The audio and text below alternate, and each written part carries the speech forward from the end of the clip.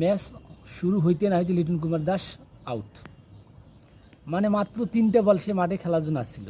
Dressing room থেকে কষ্ট করে এই রোদে 3টে বল খেলার জন্য মাঠে আসছিল, আবার সে চলে গেল। এ জাদুরে কী দরকার ছিল তোর 3টে বল খেলার জন্য? তো ড্রেসিং রুম থেকে ওই এসি রুম ছাড়া কিন্তু তোকে ভালো লাগে না? 3টে বল খেলার জন্য কী দরকার ছিল মাঠে আসার? আবার চলে গেলি পেভিলিয়ানে। তোদের কি আর কোনো জায়গা নাই? প্রথম ম্যাচ তোরা কী করলি? তোরা প্রথম ম্যাচটা 1 বলে বোল্ড হয়ে গেলি। তোর কি ধৈর্য নাই? না তোর হিসু চাপ ছিল, না অন্য কিছু ছিল? তুই আবার পেভিলিয়নে যেতে হবে, ড্রেসিং রুমে যা বসে থাকতে হবে ওই ড্রেসিং রুমে। তোর কি মাঠে ভালো লাগে না? তুই বল দেখতে পারিস না?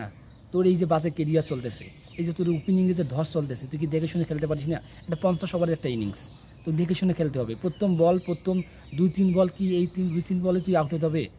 মানে বাংলাদেশের প্রথমেই বাজে ওপেনিংটা শুরু করে দিল লিটন কুমার দাস। তুই একটু দেখে শুনে খেল। তোর ক্লাসিক্যাল ব্যাটিং আমি জানি,